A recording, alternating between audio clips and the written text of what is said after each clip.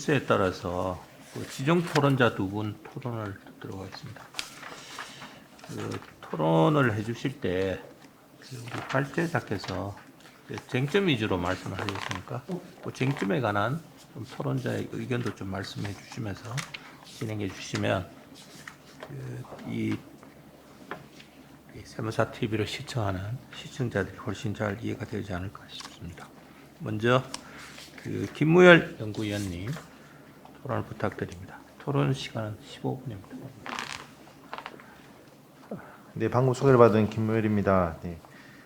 우선 또 좋은 자리에 초대해 주셔서 너무 감사하고요. 그다음에 이제 바로 제가 발표를 시작하도록 하겠습니다. 지금 이 연구 관련해서는 지금 이미 이제 고성근 교수님께서 너무나 상세한 내용들을 잘 설명해 주셔가지고 그 내용들을 다시 제가 한 번 더 언급한다는 것은 사실 시간적으로도 사실 맞지 않는 것 같고요. 앞에서 잠깐 말씀하신 바와 같이 이제 해외 여러 사례들을 말씀해 주셨는데 그 중에서 이제 저는 이제 독일에 대한 제도가 지금 사실 좀 부족한 면도 있고 해가지고 이 독일 제도를 소개를 하려고 했는데 이제 사회자님께서 이제 정점 관련된 내용들 좀 말씀해 주셔달라고 하셔서 이제 그 부분 관련해서 이제 독일의 내용들 중에서 좀 말씀드릴 만한 것들이 있을 것인가 라는 걸 말씀을 생각을 해보면 38페이지에 보시면은 이제 그 보고 의무자에 관한 내용들이 있습니다.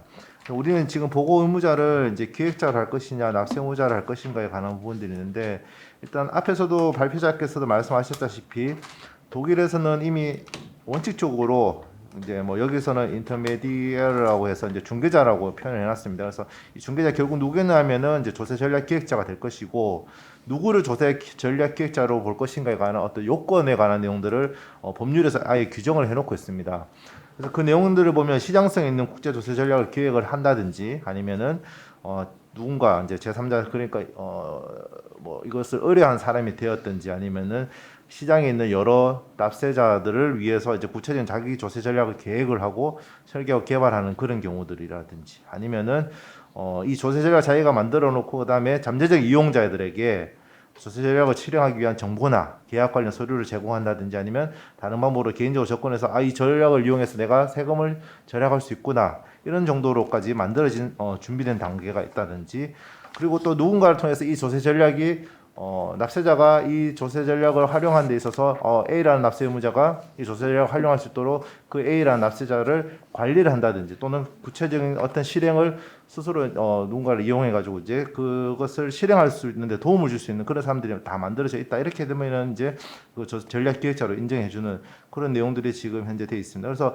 앞에서도 지금 앞에 여러 가지 지표들도 말씀해 주셨는데 이 내용들을 가만히 보면은 이제 표준화된 상품과 관련된 내용들이기도 하거든요. 이 표준화된 상품이 있으면은 그 상품을 통해서 누군가가 와서 이 조세 전략을 이제 활용하겠다 이렇게 돼버리기 때문에 그런 내용들을 만드는 사람들만 하게 되면 이제 결국에는 이 조세 전략 기획자가 되지 않겠냐라는 이야기를 하고 있고요. 그다음에 예외적으로 독일에도 이제 조세 기본법에 보면은 이 이용자에 관한 부분들도 만들어놨습니다. 즉 뭐냐면은 조세 전략 기획자가 의무 보고를 할 수 없는 상황들이 발생하는 경우들이 있는데 그 각주 이번에도 제가 잠깐 말씀드려 놓은 것이 이제 이 보면은 중개자가 지금 사실은 유럽 연합의 어떤 회원국에 거주하고 있어야 된다든지 아니면 통상적인 체류라든지 사업 본점 등이 이제 독일 조세 기본법의 적용 지역에 있지 않거나 하는 그런 상황들이 있게 되면은 사실은 이제 중개자가 할 수 없고 그다음에 이제 납세의무자가 할 수 있는 해야 되는 그런 상황들이 발생합니다. 이 보고 의무자를 선정하는 게 사실 중요한 게 뭐냐면은 지금 발표자께서도 사실 이제 말씀이 없으셨던 부분이기도 한데 사실 나중에 제재를 할 때 과태료 부과를 누구에게 할 것인가 하는 부분이 정해지거든요. 보고 의무자가 정해져야지 과태료 누구에게 할 것인가. 이를테면은 원칙적으로는 조세 전략 기획자가 하도록 되어 있는데 그럼 조세 전략 기획자가 못했을 경우에는 그러면은 누구에게 이용자가 할 것인가 아니면 아까도 말씀드렸다시피 둘 다 의무를 부과한다고 한다면은 과태료 부과 처분을 도대체 두 군데 다 해야 되는 것인지 그런 부분들도 좀 있기 때문에 이런 부분에 대한 해결책은 또 어떤 것이 있을 것인가 하는 부분도 한번 고민해 보셔야 되지 않을까 저는 이렇게 생각을 하고요. 그다음에 보고 대상에 관한 부분들은 이미 이제 발표자께서도 말씀하셨다시피 38페이지 나번에 있는 내용들인데요. 여기는 이제 제가 독일에 있는 내용들 그대로 가져왔는데 이 사실은 이 내용들은 앞에서도 이제 되게 복잡한 내용들을 가지고 있으면서도 명확성 원칙에 반할 내용들이 너무 많다. 왜냐하면은 이 내용들을 이제 저는 이제 일단 독일의 법 규정을 봤을 때 저는 외국인으로서 독일어를 규정을 봤음에도 불구하고 어려웠고 그다음에 현재 이제 독일에서 나오는 논문들을 보게 되면은 이 규정 자체가 실무자들도 도대체 무슨 말을 하는 것인지 잘 모르겠다라는 취지로 이야기들을 많이 하고 있습니다. 그만큼 이 보호 대상에 대한 규정들이 너무 명확하지 않기 때문에 실무자들이 이것을 적용하는 데서 너무 힘들다 보니까 여기에 대해서 지금 계속 비판이 있습니다. 그런 가운데서도 그것을 적용하고자 했을 때 그 보고 대상에 관한 의무, 즉 이 보고 대상이 되는지 안 되는지를 판단하는 것 자체도 어떻게 보면 조세 전략 기획자들이 스스로 판단을 해서 이걸 해야 될지 말지에 관한 부분들을 보고를 해야 되는데 그 내용들마저도 지금 없는 그런 상황들이 좀 애매한 측면이 있습니다. 그다음에 이제 위반 시 제재에 관한 부분들이 있는데 여기에 대해서도 이제 각국에서 이제 여러 가지 실정에 맞춰서 이렇게 해야 되는 부분들이 있긴 합니다만은 저는 이제 봤을 때 우리나라에 이미 그 국제 조세 조정에 관한 법률 11조 1항에 보면은 국제거래 명세서라고 해가지고 국외 특수인가에 국제 거래를 하는 납세무자에 있어서 이제 보금을 하고 있는데 그런 경우에서 과태료를 지금 1억 원 정도까지도 되게 엄격하게 지금 규정을 하고 있습니다. 그런데 독일 같은 경우에 지금 보니까 25,000유로 약 3천만 원 정도 과태료가 부과되도록 되어 있습니다. 그래서 이 내용들도 이제 보게 되면은 이제 앞으로도 우리나라가 도입을 한다고 했을 때 이 과태료를 어느 정도 수준으로 할 것인가 가는 부분을 본다면은 어떻게 보면은 이것을 이제 유럽의 수준 정도로 한다고 친다면 뭐 예를 들면 3천만 원 정도면 이 앞에서 우리가 이야기하고 있는 국제거래 명세서에서 어떤 보고 의무를 성실하게 하지 못했을 때 1억 원과의 어떤 형평성에 관한 문제 이런 부분도 분명히 생길 것 같거든요. 그래서 그런 부분들도 좀 꼼꼼하게 한번 살펴봐야 되지 않을까라는 생각이 들었습니다. 그다음에 절차적 사항들은 간단히 말씀드리면은 일단은 다 아시다시피 지금 현재 우리가 알고 있는 의무보고 제도는 의무상 제도의 도입 자체부터 OEC에서도 공고사항으로 이미 들어온 것이고요. 그 공고사항이었기 때문에 도입을 할지 말지에 관한 부분은 각 국가가 선택을 하게 되어 있습니다. 그런데 이거 선택을 해야 되는데 이 선택에 관해서도 사실상 강제하고 있는 것이 아닌가라는 저는 생각을 하고 있습니다. 왜냐하면 유럽연합에서 이 제도를 도입하면서 어떤 조세 전략에 대한 정보 교환을 하는데 왜 우리나라에게 당신들 왜 이것 도입하지 않았느냐 라는 생각을 이야기하면서 당신들이 이러한 제도를 도입하지 않았기 때문에 우리는 어떤 뭐 거래를 하기가 힘들다 이런 식으로 해서 여러 가지 어떤 보증금 이슈라든지 이런 문제들도 생길 수 있습니다. 보증금 이슈에 관한 부분은 좀 뒤에서 제가 말씀을 좀 더 드릴 거고요. 그래서 이제 이 독일의 제도에서도 여러 가지 지금 현재 헌법상 명확성의 원칙이라든지 세무사, 변호사 직업 수행의 자유를 침해할 여지가 다분히 존재한다는 이야기를 하고 있고요. 40페이지 보시면은 시사점에서 제가 잠깐 말씀드린 바와 같이 형법상에 이제 자수를 하는 경우에 형을 경감해주는 혜택이 따름에도 불구하고 이제 국가가 어떻게 보면은 누군가가 조세 회피 전략을 짜고 있으니 이제 그 내용들을 스스로 이제 찾아가서 그것을 하지 말도록 한다든지 등등 어떤 정보를 수집하는 것 자체가 국가의 사무인데도 불구하고 이거 자체를 기획자나 납세자에게 전가시키면서 의무보고에 대한 어떤 인센티브도 없는 상황에서 오히려 이행하지 않으면은 과태료를 부과하겠다.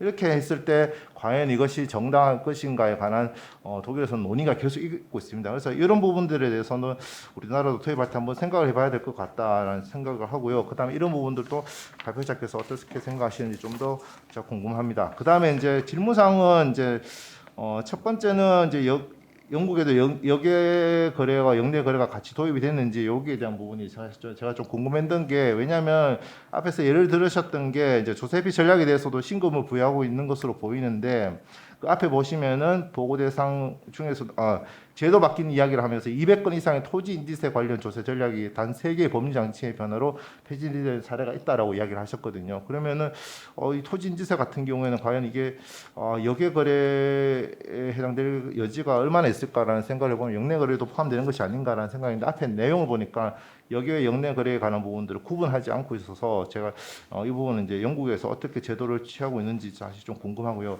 이 역내 거래만으로 제한할 것인가 아니면 역내 거래까지 포함할 것인가라는 부분들로 보면 이 역내 거래에 관한 부분들은 제가 한편으로 보면 이게 유형화시키면서 여러 가지 어떤 이를테면 우리가 지금 상정세법에 보면은 여러 가지 어떤 증여 의제 규정 같은 것들이 사실 유형들이 되게 많거든요. 그런 거 보면 어떻게 보면 이것들도 조세 회피를 방지하기 위해서 이미 그 유형화해 놓은 것이 아닌가라는 생각을 하게 됩니다.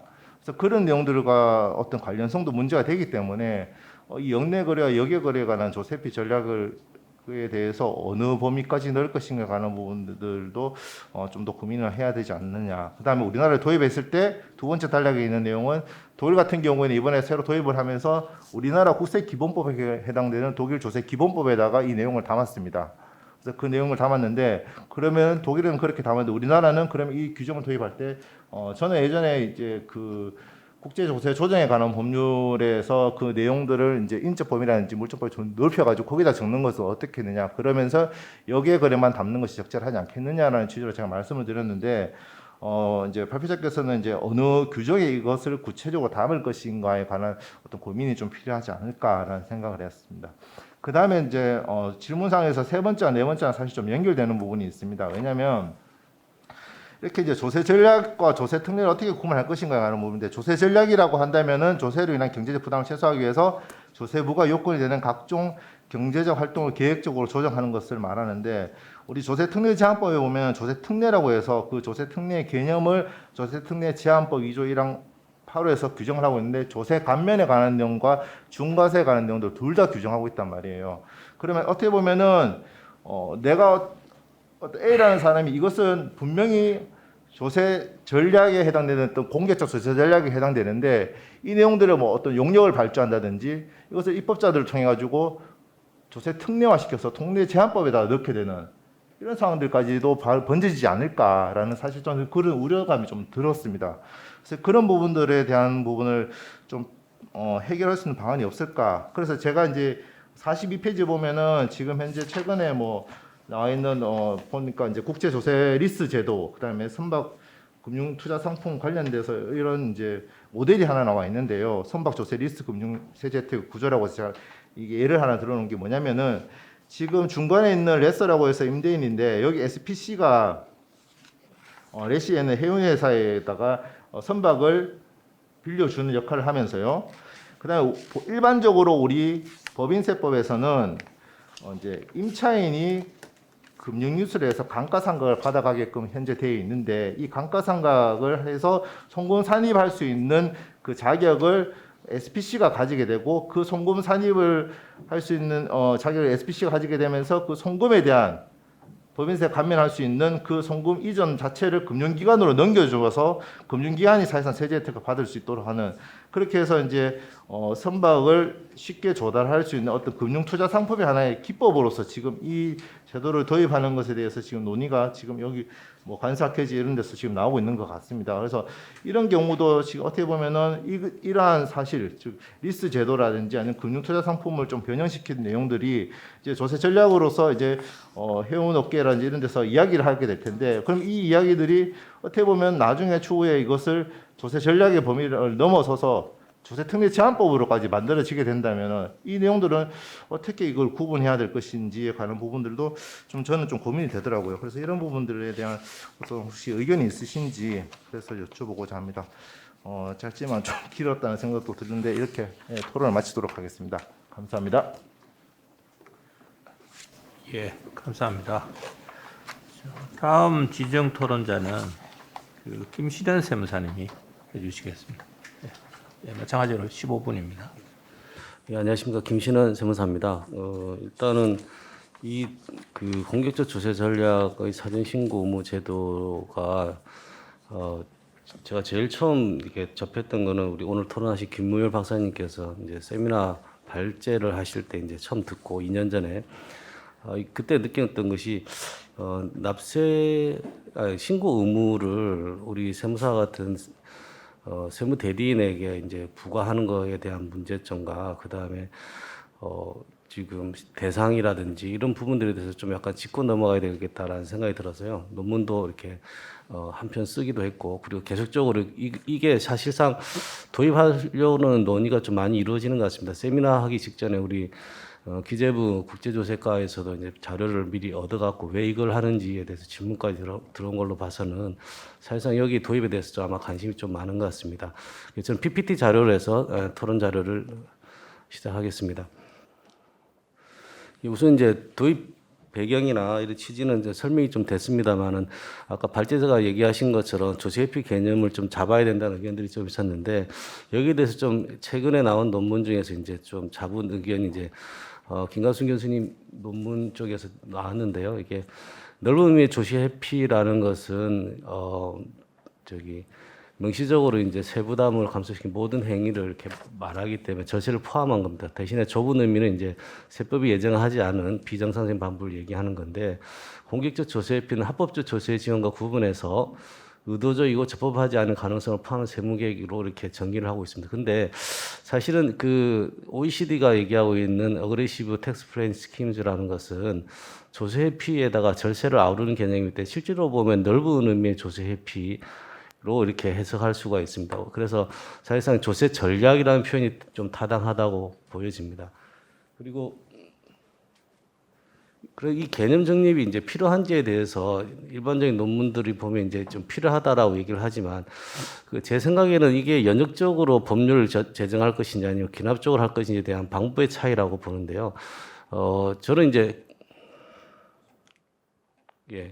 그 공격적 조세 전략에 대해서 구체적으로 연역적으로 개념을 정립하려고 하다 보면 시간이 좀 많이 소요되기 때문에 국내 거래, 여기에 거래 공통 사용될 수 있는 또 상황이 또 발생하시고 해서 어느 정도의 기나적인 방법으로 열거하는 것이 더 타당하다고 생각하고 있습니다.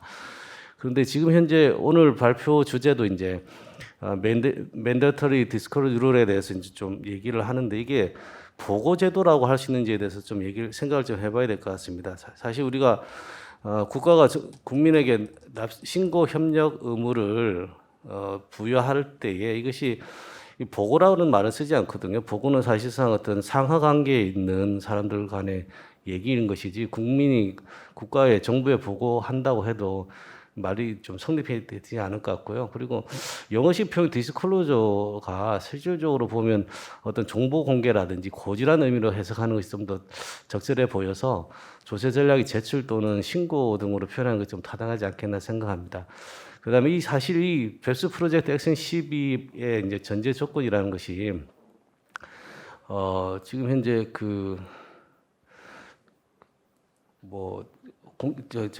기본적으로 다른 나라들 사례를 비교해서 효과적인 방법을 좀 마련할 수 있도록 공고 사항에 이렇게 해당하기 때문에요.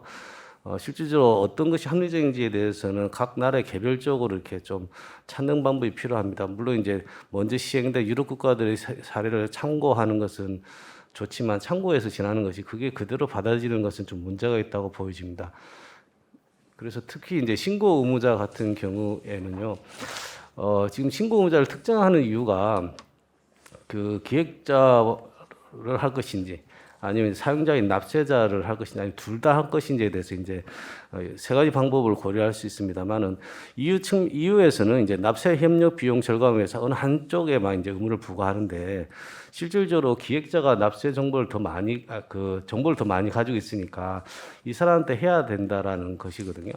근데 이제 반대로 이제 그렇다 하더라도 이제 기획자한테 할 수 없는 경우가 발생하지 않습니까? 기획자가 해외에 있다든지 아니 기획자 자체가 없는 거, 바로 이제 사용자가 자체적으로 이제 그런 것들 만든 경우라든지 아니면 고객 비밀 유지 특권이 이제 근거로 해서 기획자가 제출을 거부를 할 수 있는 경우가 있을 수 있습니다. 근데 먼저 해외에 있는 경우에는 기획자가 더 많이 가지고 있는데 이제 납세자에게 의무를 부과하는 것이 과연 타당한 것인지에 대해서 좀 생각해 볼 필요가 있을 것 같습니다. 그래서 사실은 정보를 누가 많이 가지고 있는가 보다는 혜택을 보는 사람이 누군지, 사실 사용자에게서 수수료를 받는 기획자 같은 경우는 사용자가 받는 이익의 일부를 가지는 것이거든요. 그렇다 그러면 사용자에게 우선적인 의무를 부과하는 것이 더 타당하고 효율적이지 않을까라는 생각이고요.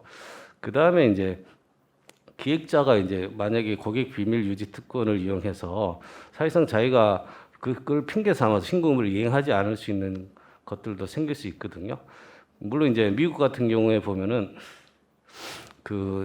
어토니 클라이언트 프리빌리지가 적용할 수 있는 것이 의뢰인만 이제 이것을 할 수 있고, 그 다음에 이제 사용한다 하더라도 과거에 발생된 범죄 행위에 대해서만 이걸 비밀 유지가 있는 것이지, 조세 전략과 같이 미래에 일어날 수 있는 탈세에 대한 것들에 대해서는 이런 특권을 주장할 수가 없습니다. 그리고 이제 재판 과정에서 이제 재판정 정보 공개를 하게 되어 있는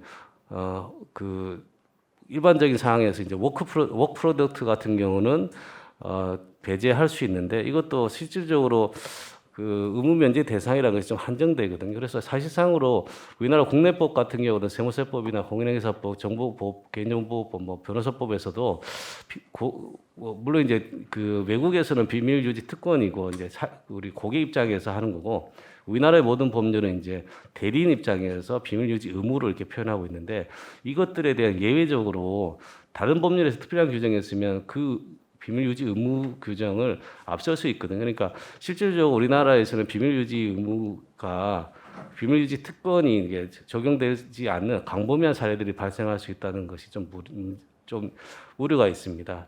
이런 것들을 보면 실질적으로 OECD라든지 유럽연합 지침이 권고하고 있는 비밀 유지 특권을 갖다가 따르도록 하는 그 규정들에도 에 대해서 일치하지 않을 수 있기 때문에 어떤 그 신뢰 형성에 대한 걸림돌이라든지 또 다국적 기업의 신고 의무자에 대해서도 국제적인 분쟁 소지가 발생하지 않을까라는 생각이 듭니다. 화면 좀 올려주실래요? 네, 계속하겠습니다. 신고 의무자는 일단 첫 번째 문제점이 이제 제도 도입에 이제 앞서서 그 법적 대리인에 대한 책임 한계, 그다음에 이제 어떤 것이 이제 그 비밀 보호가 될 수 있는 것인지에 대해서는 우리나라 논문들 보면 거의 대부분 이제 그 법률적 검토가 거의 없거든요. 그래서 이런 부분들에 대해서도 좀 검토를 해야지 될 것 같고, 왜냐하면 OECD나 저기 유럽연합 지침에서는 그 자국에 대한 그 비밀 유지 특권에 대해서 좀 준수할 수 있도록 권고를 하고 있기 때문에 해야 되는데 전혀 이제 언급이 없다는 것이 좀 아쉽습니다. 또한 이제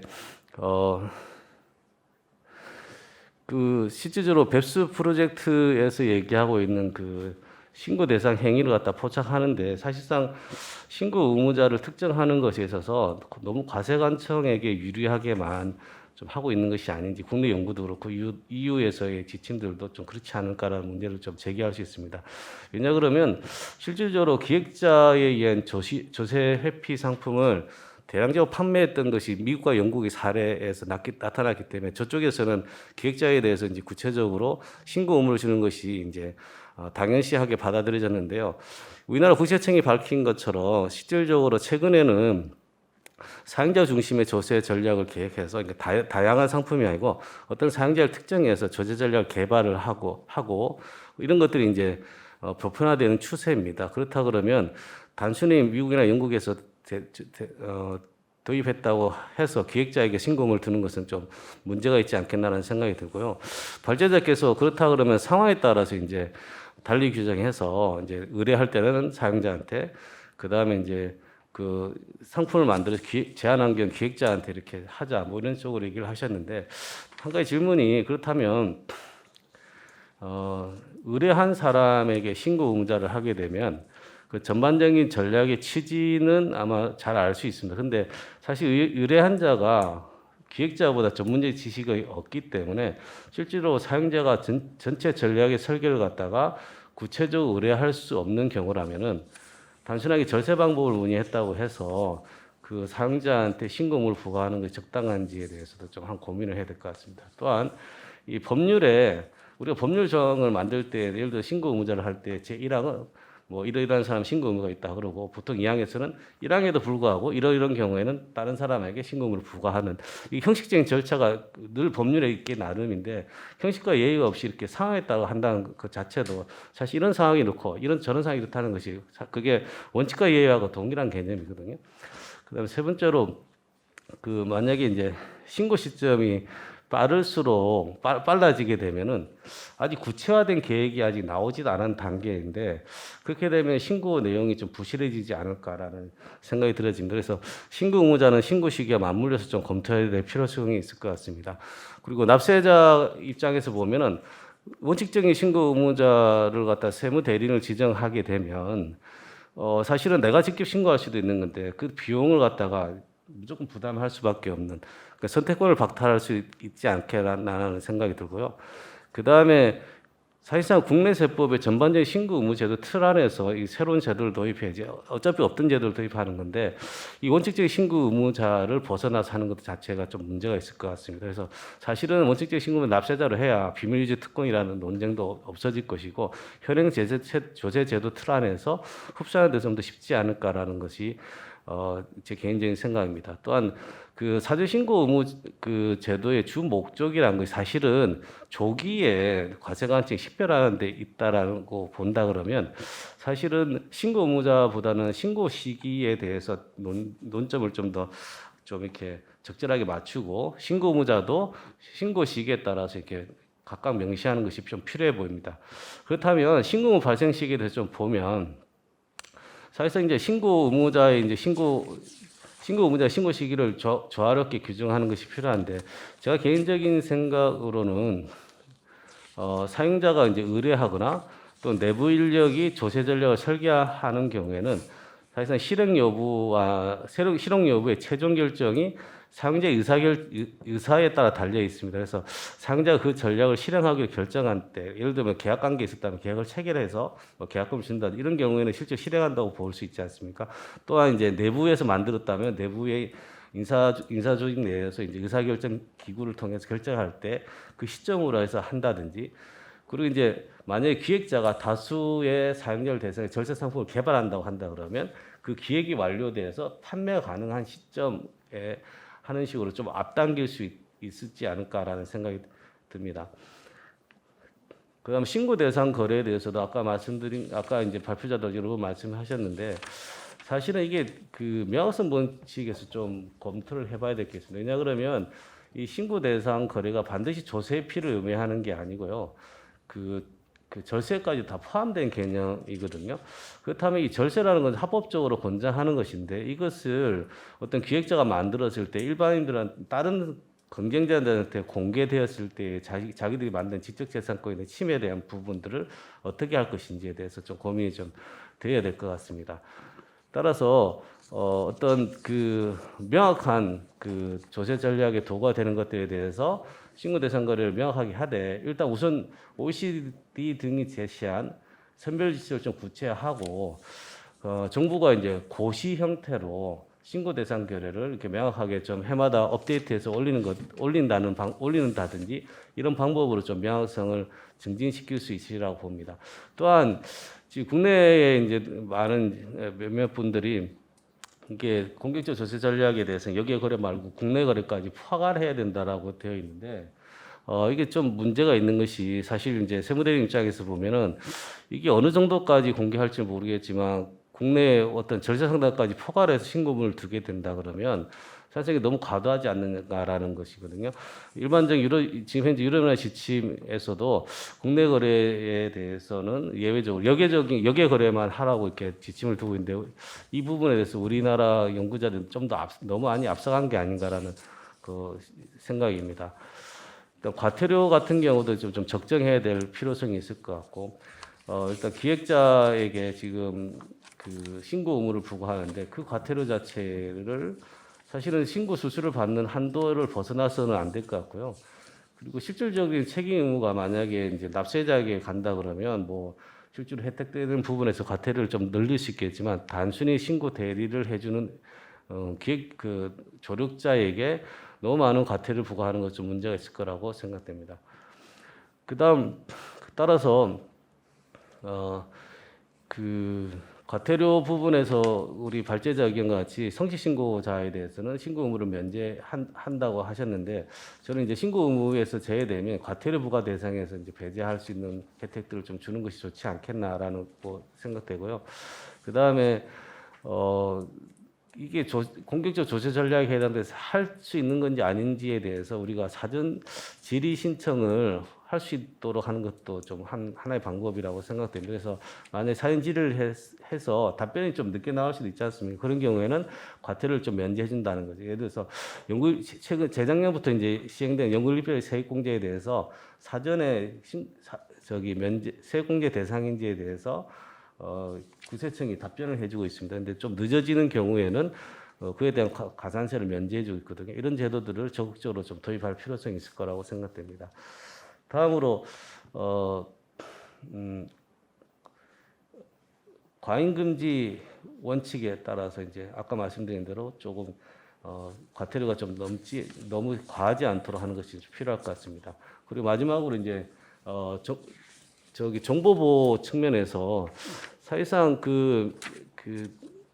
의무 신고 제도 같은 경우는 합법적인 절세자료도 포함하는 개념이기 때문에 이 기획자의 그 지적재산권을 보호하는 측면에서 본다 그러면 어떤 공개 범위에 대해서 좀 한도를 좀 주는 것이 한정해서 하는 게 필요하고 이거는 뭐 OECD나 그다음에 유럽연합 지침에도 그거 나와 있는 내용들이기 때문에 여기에 대해서 좀 더 고민이 좀 필요하다고 봅니다. 그리고 사용자 입장에서도 사실 자기가 가지고 있는 프라이버시라든지 재산권 보호 입장에서 보면 어느 정도의 그 한도를 두는 것이 좀 필요하다고 생각됩니다. 결론은 앞의 내용들을 다 정리한 거기 때문에 이상으로 토론을 마치겠습니다. 감사합니다. 여러 가지 쟁점 제시가 있었고 또 질문도 있었으니까 우리 발제자께서 두 분 지정 토론자께서 제시한 문제에 대해서 조금 코멘트를 하시고 조금 더 우리 또 토론자들 얘기도 듣도록 그렇게 하겠습니다. 네, 오늘 그 토론 참석해서 두 분 말씀해 주신 거 잘 들었고요.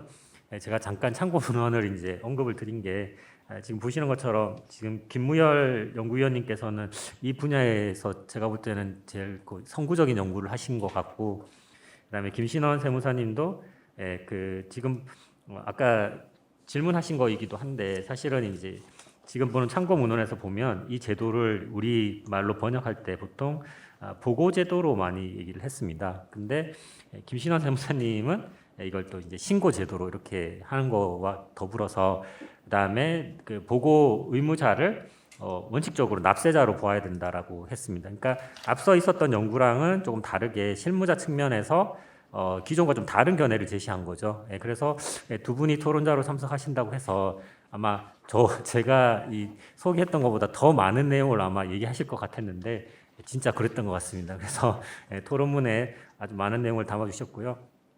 저희 자장이신 안경봉 교수님도 사실은 조세 전략과 관련해서 그 일반적 조세 회피 방지와 관련된 연구를 또 해주셔가지고 이쪽과 또 관련된 연구를 또 해주셨어요. 그래서 지금 이제 말씀하신 게 뭐 좀 굉장히 많은데 시간도 있고 그래서 제가 간단하게 일단 저한테 질문을 하신 거 위주로 이렇게 말씀을 드릴게요. 그리고 나머지 부분은 저에 대한 뭐 이렇게 발표문에 대한 또 보완이거나 또 좀 더 많은 정보를 주셨기 때문에 그거는 지금 시청하시는 분이나 이제 독자분께서 참고해 주시면 될 것 같아요. 일단 먼저 이제 순서부터 하면 김무열 연구위원님께서 말씀해 주셨는데요. 저도 사실은 이제 이 독일의 제도를 아까 굉장히 좀 궁금해한다라고 말씀을 드렸습니다. 그래서 이게 헌법상 명확성의 원칙에 위배돼서 조기에 도입을 못했었거든요. 근데 이제 최근에 이제 도입됐는데 뭐 저보다 이제 훨씬 더 이제 독일어도 잘하시고 하니까 내용을 잘 정리해 주셔가지고 오히려 제가 좀 도움이 됐던 것 같습니다. 근데 이제 전반적으로 봤을 때는 EU 지침에 따르기 때문에 큰 틀에서는 그 좀 차이는 없는 것 같고요. 제가 좀 해외 문헌을 읽다 보니까 조금 특징적인 게 이제 독일 같은 경우는 뭐 여기서 이제 중재자라고 이제 토론문에는 해주셨는데 제 발표문은 이제 조력자라고 이제 번역을 했고요. 그 EU 지침에서는 조력자를 돕거나 지원 또는 조언하는 자도 사실은 이 조력자의 범위에 포함을 시켰는데 독일 이 조세 기본법에서는 사실 그 문구가 지금 없는 것 같아요. 그래서 이제 제가 찾아본 이제 문헌에서 이제 하는 얘기인데 그래서 이제 이 EU 지침하고 이 부분이 이제 차이점이 있으니까 사실 EU 지침에서는 이렇게 좁게 해석하는 것은 허용되지 않는다라는 방침이거든요. 그래서 이렇게 약간 논란의 소지가 있을 수 있다. 뭐 이런 이제 코멘트를 한 문헌이 있어서 더불어서 이제 한번 말씀을 드렸고요. 그다음에 이제 질문 사항 위주로 말씀드려야 될 것 같은데 일단 영국 같은 경우는 사실 이제 제가 이제 발표문에 쓴 거는 OECD 그 보고서에 나와 있는 내용 중에 보면은 39문단에 이 사례를 소개를 하고 있습니다. 그래서 이제 제가 단순히 인용을 표시를 하면서 이제 했는데 사실 이 자료에 대해서 OECD 보고서를 읽어보면 주석에 이제 이게 어디서 왔는지를 이제 언급하고 있지 않아가지고요. 저도 이제 세부적으로 이제 오늘 말씀은 좀 못 드릴 것 같고, 근데 이 그 사례 때문에 영국의 경우에는 영내 조세회피 전략에 대해서도 신고 의무를 부여하는 거는 그렇다고 단정할 수는 없을 것 같아요. 그러니까 제가 찾아본 문헌에 의하면 영국이 국내 조세 전략에 대해서 적용하고 있다라는 건 확인되지 않았거든요. 그래서 그냥 광범위한 어떤 조세 회피 전략을 이제 과세관청에서 판단하면서 국내 거래와 조금 연결된 게 아닌가라는 생각을 그냥 해봤습니다. 그리고 만약에 이제 우리나라에서 도입한다면 뭐 저는 뱁스와 관련된 규정은 일단은 국내 도입보다는 저도 이제 역외 거래에 도입하는 걸 이제 우선적으로 보기 때문에 국조법에 규정하는 게 말씀하시는 것처럼 맞는 것 같습니다. 이제 그렇게 하면 되겠고, 그 다음에 조세 특례와 조세 전략 상당히 어려운 문제인데 말씀 주신 것처럼 뭐 조특법에 이제 이제 어떤 정의도 있고 한데 제 기본적인 생각은 조세 특례는 일단 과세 당국이 인정한 것이고 이 의무보고제도는 국가 간의 과세권 조정 등의 문제가 사실은 아니기 때문에 우리나라 과세당국이 인정한 특례라면 조세 전략에서 사실 이제 그냥 배제시키는 게 맞지 않을까라는 생각을 하고 있고요.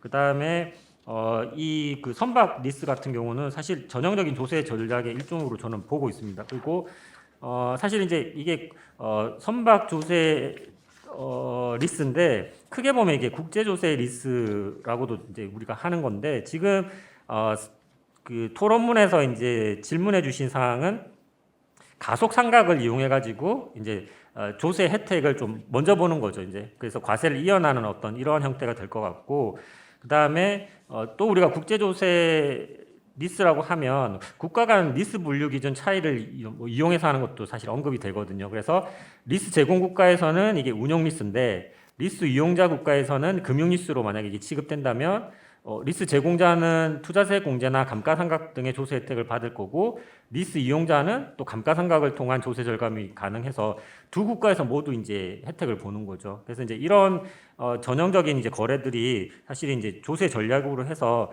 아마 과세 당국에서 이제 궁금해하는 것 같아요. 그래서 국제 조세 리스 같은 경우 이제 사실 뭐 도입된다면 우리나라에 지금 보면 국조법 25조에 혼성 금융상품 거래에 따른 지급이자 송금불산이 규정이 있는데요.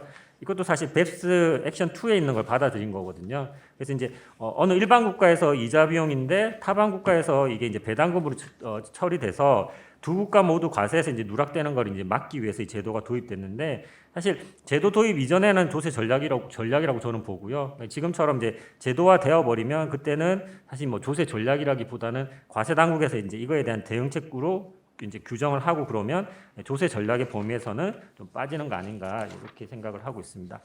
그래서 이 정도 말씀을 드리고요. 그다음에 뭐 김신환 세무사님이 말씀하신 거는 사실 뭐 전반적으로 저는 아까 참고 문헌에서 잠깐 말씀드렸지만 참고 문헌에 제가 전부 다는 언제 인용하지 않았지만 이제 주요한 것만 이제 인용했는데 네 번째에 보시면 세무 대리인 보고 의무 강화 방안에 관한 연구 이런 타이틀도 있어요. 그러니까 뭐냐면 아예 보고 의무자를 세무 대리인이라고 그냥 보고 이렇게 시작하는 연구도 있다는 거죠, 그렇죠? 그러한 측면에서 볼 때 그냥 이제 국제적 정합성보다는 김신환 세무사님이 말씀하신 것처럼 이 보고 의무자를 다시 한번 생각해 보는 것도 이제 저는 사실 실무자 입장에서 맞는 것 같아요. 그래서 기존에 있는 연구가 사실 실무자분이 아닌 분이 또 연구한 것들이 있기 때문에 그러한 면에서 저희가 좀 경청할 필요는 있다 이렇게 이제 생각하고 있고요. 그다음에 말씀하신 것처럼 저도 이제 보고라는 말을 쓴 거는 기존 참고 문헌에 보시면은 대부분 이제 보고라는 말을 쓰고 있기 때문에 이제 거기 좀 따랐고요. 그다음에 이제 제가 또 그렇게 한 거는 사실 기존의 납세 의무자가 신고하는 의무와 지금 제가 이제 보고라고 이제 표현한 이 보고 제도는 구별이 좀 되는 것 같아요. 그래서 이 용어를 조금 구별해서 사용하는 게 좋겠다라고 싶어서 제가 이제 보고라는 말을 썼다라는 말씀을 이제 조금 추가로 드리고 싶습니다. 이 정도로 답변에 가름하겠습니다. 지금 저희들한테 허락된 시간은 한 30분. 원래 조금 늦게 시작을 했기 때문에 한 4, 5분 정도 있을 것 같은데 혹시 오늘 참석해 주신 우리 서희열 교수님 좀 코멘트 하실 거 있습니까? 오늘 그 쟁점이 크게 네 가지를 가지고 좀 얘기를 하고 있는데요. 우리 김신원 박사님 말씀에 저는 한 표를 드리고 싶은 게 우리가 납세의무라는 자체가 납세의무자가 누구냐? 납세의무자가 말 그대로 사업을 영위하는 사업자가 납세의무자지 사업자의 의뢰를 받아서 서비스를 제공하는 세무업을 하시는 세무사나 분들이 아닌 것 같거든요. 왜 그러냐면 우리가 가산세도 보면 전부 다 신고불성실 가산세, 납부불성실 가산세, 정빙불비 가산세, 보고불성실 가산세, 이 주체가 세무사가 아니고 납세자거든, 납세자. 그리고 아까 우리 발표하신 우리 구성호 교수님이 지적을 해 주셨듯이 실물을 보고 사실은 그 사례를 주로 보시는 우리 세무사님들이 볼 때는 이 가산 여기 나와 있는 보고 의무자가 우리 김신원 박사님 말씀하신 대로 납세자가 원칙이 되는 게 너무나 맞는 것 같습니다. 저도 그렇게 생각을 하고 있고, 그래서 네 가지 정점에 대해서 여러 의견이 나왔고 또 아주 전문가들이 오셨기 때문에 많은 게 있는데 저는 그냥 짧은 시간에 제일 중요한 보고 의무자 부분은 분명히 납세자가 맞다, 그런 얘기를 한 수를 던지는 걸로 그렇게 하겠습니다. 감사합니다. 그 발제자께서 세 가지 말씀하셨는데 어떻게 김순현 세무사님 또 말씀하시겠습니까? 그 보고 아까 저 참고문헌 얘기하시는데 오윤 교수님이 2019년도에 그 조세하술론집에 논문 발표할 때는 보고를 안 하고 사전 신고라고 이렇게 바꿔서 했습니다. 그래서 실제로 맞는 표현이 적절하게 찾아야 되고 구분한다 그러면 사실상 제출이라고 해도 상관이 없거든요. 그래서 우리 해외 금융 계좌와 관련해서 제출에 대한 의무도 또 부여하고 있어서 일반적으로 쓸 수 있는 거기 때문에 이왕 도입한다 그러면 이제 보고라는 그 딱딱한 언어보다는 또 다른 언어로 쓰는 것이 좀 적절하다고 생각됩니다. 이상입니다. 예. 아까 김무일 박사님 그 질문 중에 몇 가지 말씀을 하셨는데 특히 거래하고 관련해서 이 보고 대상 거래를 어떻게 볼 거냐 해서 선박 조세리스 제도 이런 걸 말씀하셨는데 우리 국내에서 이런 선박 조세리스 제도가 많이 활용되고 있는지 이게 어떻게 생각하면 약간 좀 크로스보드 약간 요계 거래적인 부분도 있고 해서 제가 그 정도 어떻게 지금 많이 활용하고 있는지를 제가 잘 몰라서 한번 여쭤보겠습니다. 그게 지금 결국 이 제도가 문제가 되는 것은 보고 대상이 될 만한 거래들이 상품화되어서 미리 사전에 기획되고 자문되고 또 그것에 따라서 이제 납세자들이 그게 응해서 이제 결국 이게 세수의 감소를 가져오는 뭐 이런 게 결국 이제 문제가 된 건데 실제로 우리 경우에 어느 정도 활용이 되는지 잘 모르겠습니다. 일단 이제 선박 리스 같은 경우에 사실 우리나라는 지금 도입은 안 돼 있는 상황이고요. 예전에 이제 뭐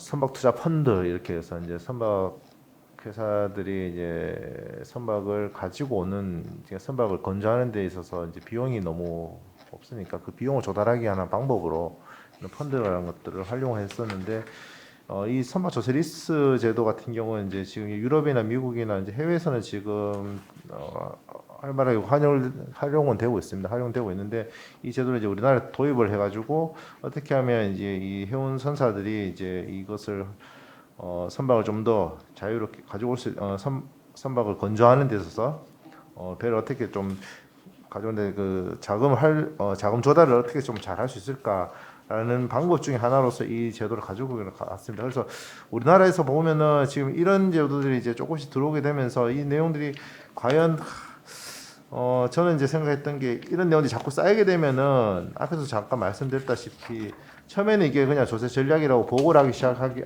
보고 내지는 뭐 아까 말씀드렸다시피 뭐 제출 이렇게 되겠지만은 추후에는 보게 되면 이 내용들을 점점 뭐 어떤 생각해 보면 이거를 입법화 시켜가지고 마치 이제 제도화 시켜서 이게 타당한 것으로 만들어 버려서 오히려 더 조세피를 더 제도권으로 가져오려고 하는 그런 사람들이 더 많아지지 않을까라는 저는 그런 우려가 생기거든요. 물론 이제 그 건수가 사실은 뭐 얼마나 있을지는 저도 사실 좀 감당은 안 됩니다만은 저도 이제 국제거래가는 아까 지금 독일에서 말씀드렸던 보고 대상 관련된 내용들 보게 되면은 이미 이전 가격 세제라든지 아마 특별 지표에 해당하는 내용들은 이미 정량화된 어떤 국제 조세에 있어서 회피에 해당하는 사례들은 당연히 그 내용들은 공제 조세 전략이다라고 보고 있고 그거는 바로 다이렉트로 이렇게 보고를 해라라는 취지로 지금 그 보고 대상을 규정하고 있거든요. 그다음에 그 외의 사안들은 사실 저도 지금 어떻게 될지 좀 정확하게 좀 애매한 상황이다라는 정도로 말씀드리고, 사실 저도 이제 이 내용들을 보면서 이제 앞으로 이제 독일 제도를 좀 소개해야 되겠다고 싶은 내용들이 있었던 게 무엇이냐면, 저도 이제 이번에 자료를 이제 토론을 하면서 준비하면서 본 게 이제 김신원 이제 연구이사님하고도 아까 잠깐 이야기를 드렸지만, 독일 제도를 빨리 좀 소개를 해드려야겠다. 왜냐하면 이제 독일은 제도를 도입하면서 지침서를 하나 만들었는데 거기에서 이제 각종 사례들을 언급을 하고 있습니다. 그래서 그 사례들을 이제 독일이 좀 소개를 좀 해줄 필요성이 우리나라에 소개를 좀 해줄 필요성이 있지 않겠냐. 그러면은 어느 정도 이제 공격적인 조세 전략이 무엇이며 어떤 거래에 있어서 이 내용이 좀 있을 것인가에 관한 부분도 있을 것 같아서 제가 좀 의무감을 갖고 이 내용들은 좀 앞으로 연구를 좀 해서 빨리 좀 만들어 가면 좋겠다라는 생각을 합니다. 네, 이상 정도로 답변을 마치도록 하겠습니다. 예. 우리 김신우 세무사님, 실무에서는 어떻습니까? 이런 해피 의무 보고 대상이랄 만한 거래가 실제로는 있습니까? 아니면 전혀 없는 겁니까? 그러니까 저희들이 이런 지금 뱁스 12 때문에 제도 도입을 논의하고 있는데, 거래 자체가 없다면 뭐 이런 제도 자체를 도입할 필요가 없는 거고요. 그런 경우에 이제 주로 보험 회사에서 보험 상품을 이렇게 판매하면서 이런 경우에는 세금을 절감할 수 있다라고 해서 여러 가지 상품들 제한이 나옵니다. 그러니까 사실 국제거래에서 미국이나 영국이 이제 기획자에게 신고를 부여했던 것이 다수의 납세자들에게 어떤 상품 형태로 판매하는 것들을 제한하기 위해서 그 상품 개발했을 때 신고를 주는 것이 좋겠다라고 한 것처럼, 국내에서 보험회사에서 하는 것들이 어떻게 보면 사실 위험한 부분들이 있는 것들이 사실 좀 많았었거든요. 물론 이제 그런 것들은 우리나라에서는 예규 형태로 해서 질의를 받아서 답을 받아서 추후에 변경되는 경우들이 많지만, 아직까지도 이렇게 보험회사에 있는 분들이 전화가 가끔씩 오게 되면 좀 약간 공격적인 부분들에 대해서 절세 상품을 만드는 것들은 사실 좀 볼 수가 있습니다. 제가 알기로는 예전에 엔화 수합 같은 것들이 말하자면 우리나라 내국인들을 상대로 하긴 합니다만, 엔화와 우리나라에서 있을 환차를 이용해서 설계된 상품이고, 그거를 워낙 많은 고객을 상대로 팔았기 때문에 그 이후에 이제 과세 당국에서는 이제 과세를 하려고 하고, 그러다 보니까 이제 그게 이제 실제로 문제됐던 사례들은 저희들이 이제 생각하면 굳이 이 의무보고 대상 거래를 생각한다면 이런 정도가 아니겠는가. 그 이후에 여러 가지들 예를 들 수 있지만, 그래서 아까 우리 김무열 박사님도 지적하셨던 국선박 리스제도 이런 것들도 현재는 아직 실행되지는 않지만 이제 기획해 볼 수 있는 그런 건데, 이 제도를 많이 도입하면 이제 사전에 신고하라는 그런 거겠죠, 말하자면. 그래서 이게 어떤 방향으로 갈지 이제 저희도 계속 이제 논의를 해야 되는데, 이게 실제로 문제됐던 것은 제가 알기로는 국회에서 먼저 이 제도의 도입 여부에 관해서 기획재정부 담당자에게 아마 질의를 했던 것 같고요. 그래서 이게 재정부 담당자도 마침 뱁스 12가 지금 나와 있으니까 이걸 우리나라에 도입을 해보는 게 어떤가 하는 걸 그냥 검토하는 단계가 있지 않았나 싶고요. 아까 기재부한테 질의를 했다고 말씀을 하셨는데, 실제로 지금 이게 입법화되기까지는 아직 상당히 많은 시간이 지금 필요할 것 같고, 그렇긴 하지만 이제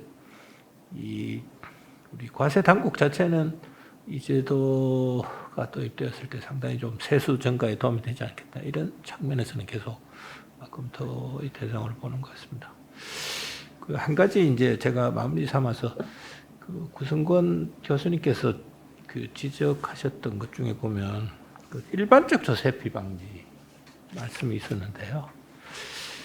현재 저희들 국세기본법 14조를 일반적 조세피 방지 규정으로 볼 거냐 안 볼 거냐에 관한 여러 가지 논의들이 있습니다. 그러면 구승근 교수님이 생각하시는 것은, 그럼 14조는 일반적 조세피 방지 규정이 아니니까 새로이 도입할 것인지, 여기서 말하는 이제 보고 대상 거래가 있다면 그걸 일반적 조세피 방지 규정으로 해결할 건지 아니면 지금 얘기하는 그 MDR로 해결할 건지 이거를 지금 말씀하신 것으로 보이는데 우리 구성 교수님 그걸 좀 마무리 삼아 좀 말씀해 주시면 뭐 이 제도를 이해하는 데 도움이 될 것 같습니다.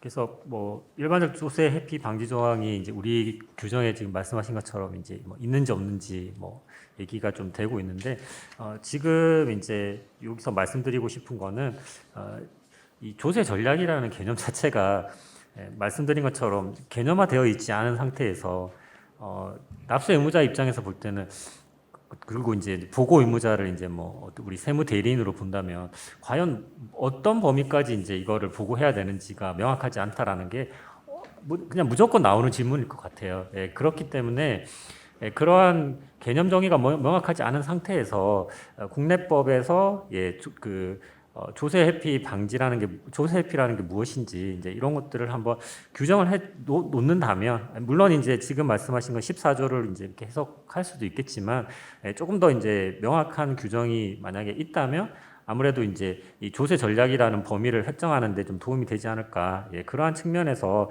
저희가 사실 이제 조세 전략도 봐야 되겠지만 말씀 이제 드린 것처럼 그 일반적 조세 회피 방지 조항과의 어떤 관계, 사실 OECD 보고서에서는 이거 서로 이제 보충적인 관계로 보고 있거든요. 그러니까 보충적인 관계라는 얘기는 뭐냐면 조세 전략에 대한 개념이 모호하다. 그러면 이 일반적 조세 회피 방지 조항이 있으면 이걸로 이제 조금 보완하는 역할을 또 할 수도 있는 부분이기 때문에 그러한 측면에서 보면 다른 국가에는 이제 어쨌든 명확하게 있는 국가가 있다면 두 개가 같이 이제 있는 국가랑 우리처럼 이제 그렇지 않다라고 해석한다면 이제 없는 국가 이게 좀 차이가 있을 수 있으니까 거기에 대한 논의가 좀 진행이 좀 되고 있는 것이다. 이렇게 이해를 했습니다.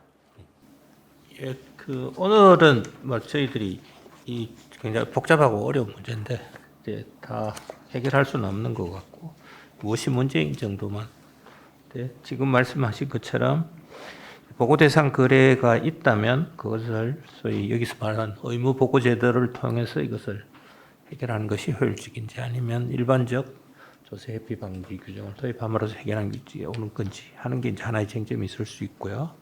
이 보고 대상 의무 보고 제도에 들어가면 소위 지금 아까 그 우리 발제자께서 말씀하셨던 그 보고 의무자가 누구냐 할 때 그 우리 김신환 그 세무사님이 이제 지적하신 것처럼 그 이 법률 대리인, 법률 전문가들의 소위 그 비밀 유지 의무하고 관련해서 이 법률 대리인이나 이 전문가들을 여기에 대상에 보고 의무자에 들어갈 건지 안 것인지 이것도 한번 같이 검토해 봐야 될 사항인 것 같습니다.